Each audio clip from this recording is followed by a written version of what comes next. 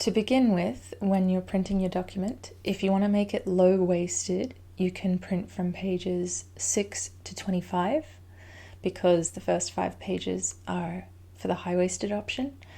If you want to do high-waisted, just print all the pages. Now this is really important. It must be 100% scale. Don't make it fit on the page, it must be 100% scale. The reason is because different countries have different paper sizes, but if you do it at 100% scale, it won't distort the size of the pattern. Also, printers can have a tendency to be a little bit wonky or shift the paper, but everything within this little blue outline is the actual pattern piece. So that way, if your printer makes it a little wonky or lopsided, or if your paper size is slightly different, you're going to get the right size on your pattern. To assemble the patterns, cut off the bottom and the right side. Now when you lay it on top of the next piece, they will perfectly line up. The quickest way to do this is with a ruler and a knife.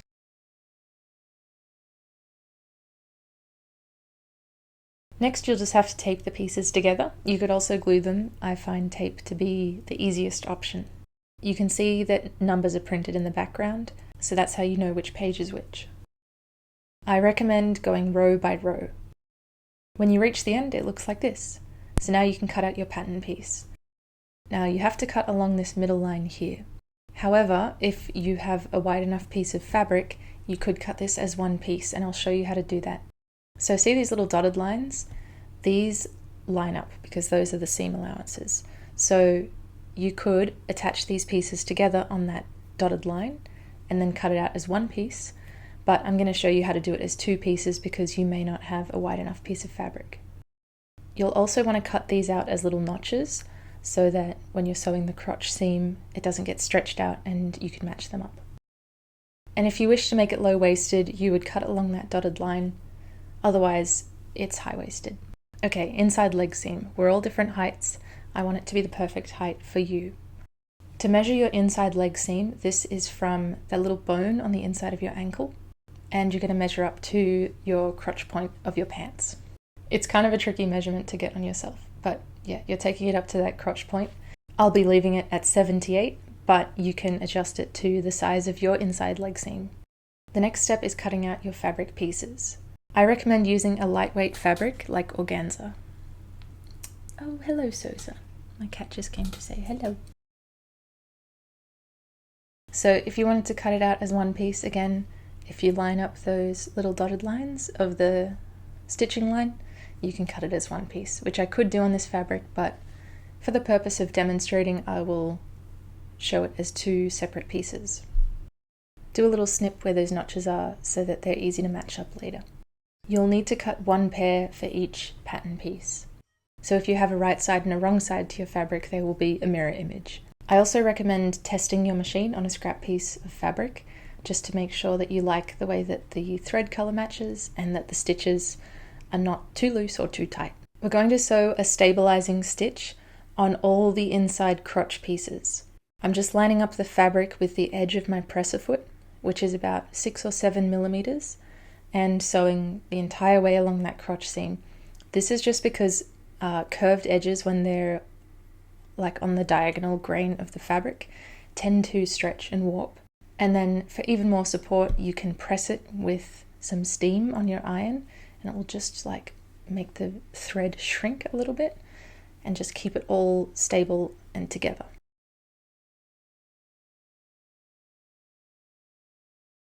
So for all the seams, we're going to do French seams.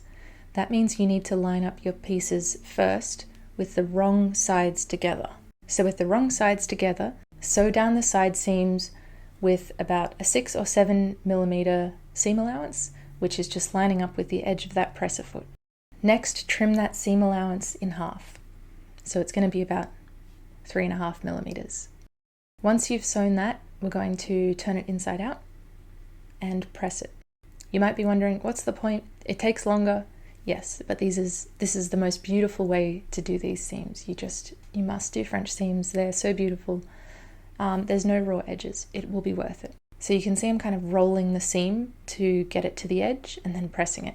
Now sew down that seam again with a 1 centimeter seam allowance. So that's going to just encase that raw edge that we cut. So you have no unfinished edges on the inside of your garment.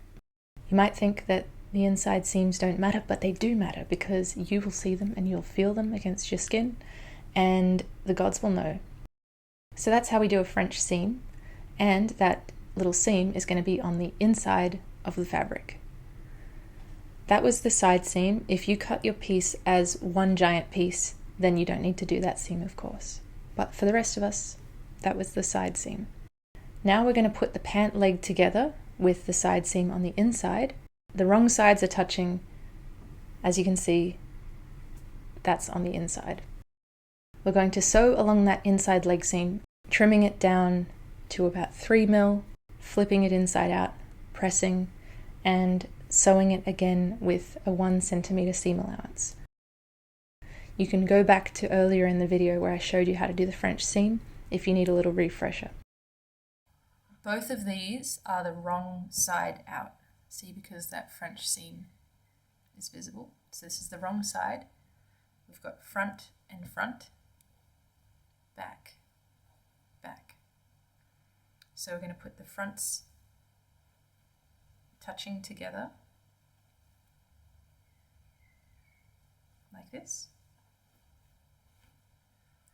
Now that's the back. In the middle, these two are the fronts. And we're going to sew these fronts to the crotch. We're going to sew down, same as before, with the fabric lining up to the edge of the presser foot for that 6-7 mil seam allowance. And you can line up those little notches that we cut earlier just to make sure that everything is where it's supposed to be. As we approach the middle of the crotch seam, you're going to see those little flaps of the French seam.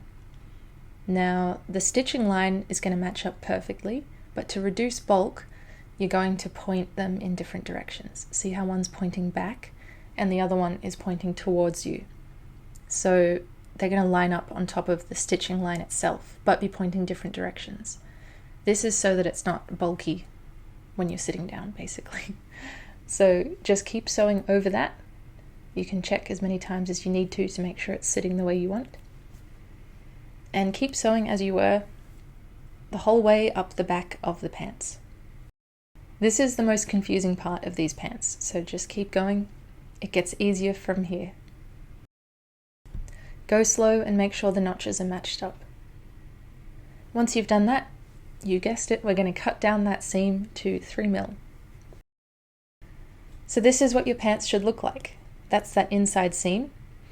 Now to make it a French seam, we just do the same thing as before, except it's a little bit trickier because it's a curved shape, but just roll out that seam and press it. Look how beautiful that is. That's that perfect cross section of the two pieces with the stitching line down the middle and the excess pointed either way. So we're pressing all these seams because we're now going to go over and sew with a 1 centimeter seam allowance to just completely enclose it. Our French seams are done, and I just love this finish. I think it's the most beautiful way to finish a pair of pants. So see the direction that each flap of the seam allowance was pointing? It's going to point the same way at the bottom hem of the pants. So just follow that the whole way down. And if you like, I would recommend pinning it in place. And we're going to sew a stabilizing stitch around the bottom hems of the legs and across the top hem of the waist.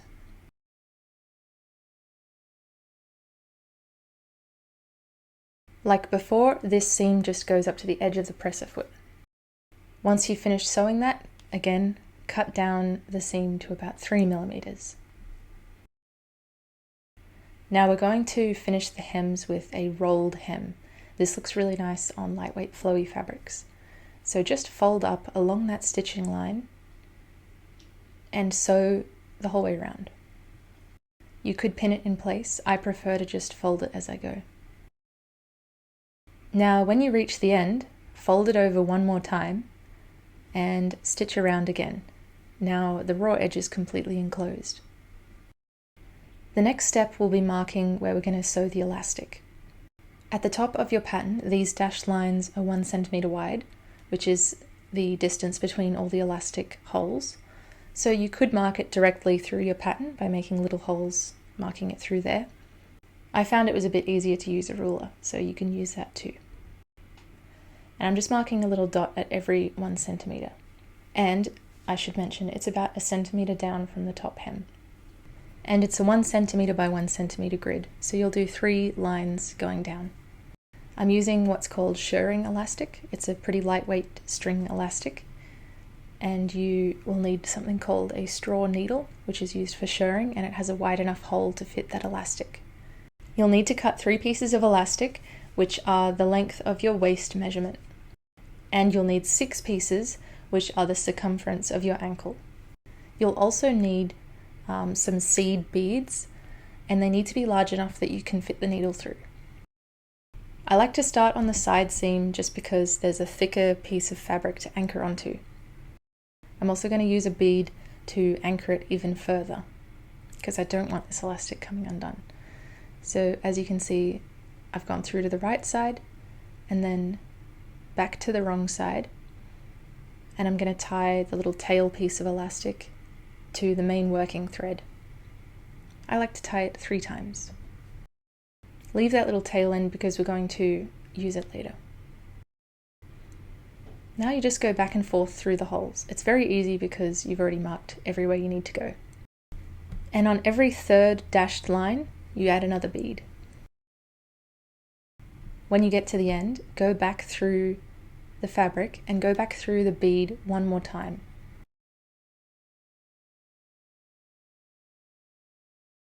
And then you can tie those 2 threads together. Once you've tied it 3 times, snip it short. So as you can see, I've staggered the positioning of the beads. So I'll start the next one on the next centimeter so that I can get this nice diagonal effect with the beads. I recommend that your first stitch always has a bead, just so it anchors a little bit more tightly. So you'll start the next stitch on the next centimeter along. These are the finished pants. Beautifully elasticated, very, very comfortable. I like the linen because it's quite breathable, but I think a lightweight fabric has more bounce and is less likely to slip down during the day. This one, the weight of the linen was just quite heavy and the elastic was too delicate to hold it up at my waist, so it tended to slip down. So you would have seen the original that I made with the wedding dress was just this beautiful floaty organza. I recommend something really lightweight. This linen is what I would call a heavyweight fabric, but I think it was easier to show for demonstration purposes.